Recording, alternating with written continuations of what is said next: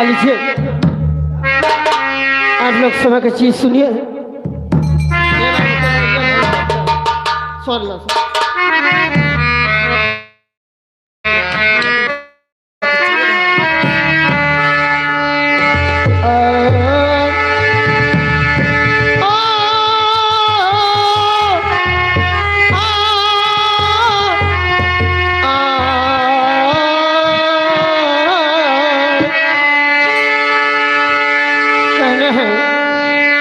किया खुदा हकीकत में सदा तेरी है।